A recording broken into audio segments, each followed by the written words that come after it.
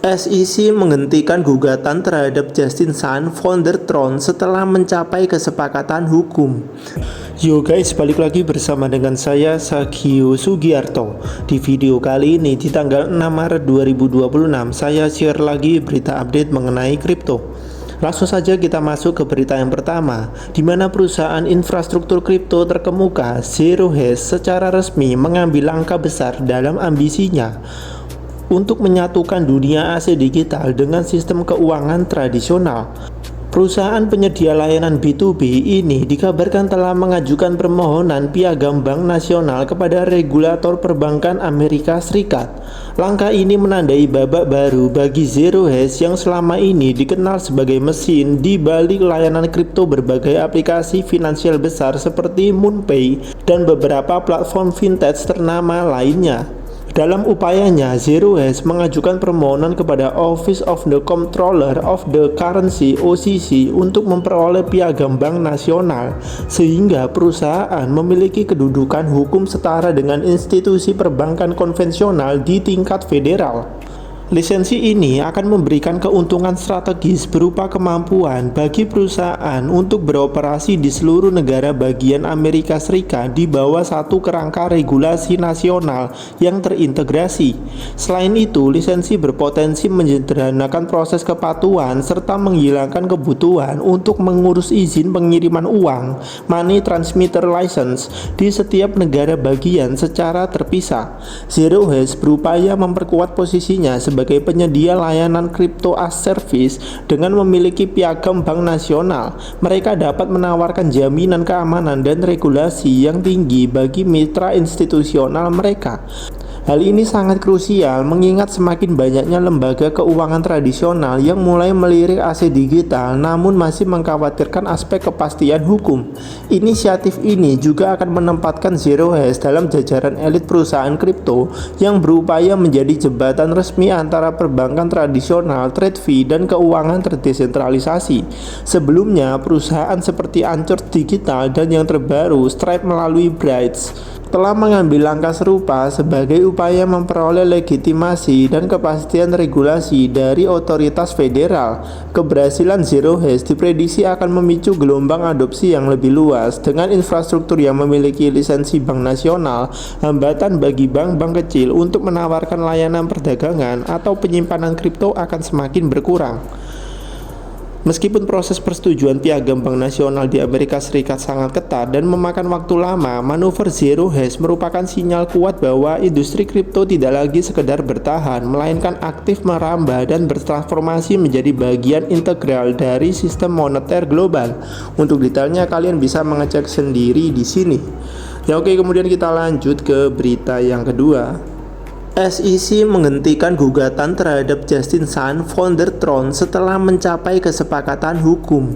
Ya, ini adalah berita bagus buat kalian holder dari aset kripto TRX ya, karena di sini dinyatakan bahwa Justin Sun setuju untuk membayar denda senilai 10 juta dolar yang diberikan oleh SEC. Ya oke, kemudian kita langsung saja lanjut ke berita yang ketiga. FBI menangkap John Dagita yang diduga mencuri aset kripto bernilai 46 juta dolar dari US Marshal Service. Untuk detailnya kalian bisa mengecek sendiri di sini. Ya oke, kemudian kita lanjut ke berita yang keempat. Perusahaan induk NYSE Intercontinental Exchange Inc. menginvestasikan 200 juta dolar ke bursa OKX. Untuk detailnya kalian bisa mengecek sendiri di website Bloomberg. Ya oke, kemudian kita lanjut ke berita yang terakhir hari ini. Raja aset kripto Bitcoin kembali menunjukkan taringnya dengan melampaui level psikologis 73.000 dolar pada perdagangan hari ini. Kenaikan signifikan ini didorong kuat oleh minat institusional melalui instrumen Exchange Trade Fund ETF Bitcoin Spot di Amerika Serikat yang mencatatkan aliran dana masuk inflow jumbo. Menurut data yang ada di Soso Value, ETF Bitcoin berhasil menarik dana segar sebesar 155 juta dolar. Angka ini memperpanjang rekor inflow mingguan selama 2 minggu berturut-turut, memperkuat sentimen bullish di tengah ketidakpastian ekonomi global. Kenaikan harga Bitcoin hingga melampaui level 73.000 dolar ini mencerminkan tingginya kepercayaan investor terhadap aset digital sebagai instrumen penyimpan nilai. Permintaan yang masif dari pengelola aset besar terus menyerap pasokan Bitcoin yang tersedia di bursa. Sentimen pasar saat ini sangat dipengaruhi oleh akumulasi agresif dari para pemegang ETF. Aliran dana besar masuk sebesar 155 juta dolar ke ETF Bitcoin menunjukkan bahwa selera resiko investor institusi tetap tinggi meskipun pasar sempat mengalami volatilitas ekstrim pada awal bulan. Tren positif ini tidak terjadi dalam semalam. Pasar kripto telah menyaksikan arus modal yang stabil masuk ke produk ETF Bitcoin selama 2 minggu terakhir. Konsistensi inflow ini menjadi sinyal kuat bahwa Bitcoin semakin dipandang sebagai komponen strategis dalam alokasi portofolio investasi arus utama. Keberhasilan mempertahankan momentum aliran dana masuk ini menjadi fondasi kuat bagi Bitcoin untuk mencoba menguji level all-time high baru. Beberapa analis berpendapat bahwa selama angka inflow tetap positif, tekanan jual dari pemegang jangka pendek kemungkinan besar akan teredam oleh serapan institusi. Dengan Bitcoin yang kini berada di atas level 73.000 dolar, fokus pasar kini tertuju pada volume perdagangan harian dan data makroekonomi Amerika Serikat mendatang. Jika tren akumulasi melalui ETF Bitcoin ini terus berlanjut, bukan tidak mungkin Bitcoin akan menciptakan support baru di level yang lebih tinggi. Integrasi yang semakin erat antara TradeView dan kripto melalui ETF ini membuktikan bahwa adopsi institusional bukan lagi sekedar narasi, melainkan penggerak utama harga di siklus pasar kali ini. Untuk detailnya kalian bisa mengecek sendiri di sini. Ya oke, kemudian saya share juga mengenai data likuidasi dalam 24 jam terakhir. Kurang lebih ada sebanyak 88.792 trader yang dilikuidasi dan total likuidasi mencapai 248 juta dolar. Mayoritas yang kena likuidasi ada di exchange Binance, Bybit dan juga DEX Hyperliquid.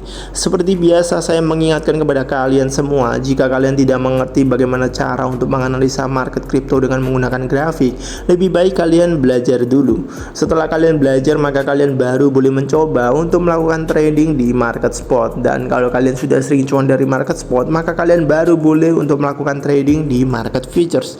Hal ini untuk mencegah kerugian yang signifikan bagi kalian yang masih awam di dunia kripto. Namun jika kalian ingin lebih aman, maka kalian bisa berinvestasi saja di market spot, di mana kalian hanya perlu mempelajari aset kripto apa sih yang memiliki fundamental bagus sebelum kalian memasukinya. Tapi jika kalian tidak ada waktu untuk mempelajari aset kripto apa yang bagus untuk diinvestasi, tapi kalian tetap ingin berinvestasi di dalamnya, maka kalian bisa mengecek di kolom deskripsi. Di situ saya cantumkan link ebook saya, di mana kalau kalian buka, kalian akan mendapati ada top 10 aset kripto dengan fundamental terbaik. Ebook ini saya buat khusus buat kalian yang memang tidak ada waktu untuk mempelajari aset kripto namun ingin berinvestasi di dalamnya. Oke, kemudian kita langsung saja lanjut ke kondisi market kripto hari ini di tanggal 6 Maret 2026. Seperti yang kalian lihat di sini, kalau dalam 24 jam terakhir setelah Bitcoin mengalami kenaikan lebih dari 70.000 dolar, saat ini Bitcoin mengalami koreksi di area 1,1 M ya. Lebih tepatnya 1.174 juta. Kalau dalam dolar 69.000 dolar ya. Jadi setelah mengalami kenaikan di area 73.000 dolar, saat ini kembali mengalami koreksi lagi di area 69.000 dolar. Sehingga kalau kalian melihat aset kripto yang lain juga kurang lebih mengalami hal yang sama, yakni koreksi ya. Seperti Ethereum, BNB, XRP, Solana, Cardano, Dogecoin dan masih banyak lagi juga mengalami hal yang sama. Ya, inilah kondisi market kripto di tanggal 6 Maret 2026 dan besok di tanggal 7 Maret 2026 saya akan update lagi berita kripto dan juga kondisi market kripto. Jika video ini bermanfaat buat kalian, maka kalian bisa share video ini. Jika kalian ada pertanyaan terkait aset kripto, kalian juga bisa bertanya di kolom komentar. Saya Sagio Sugiarto pamit, see you in the next video and God bless.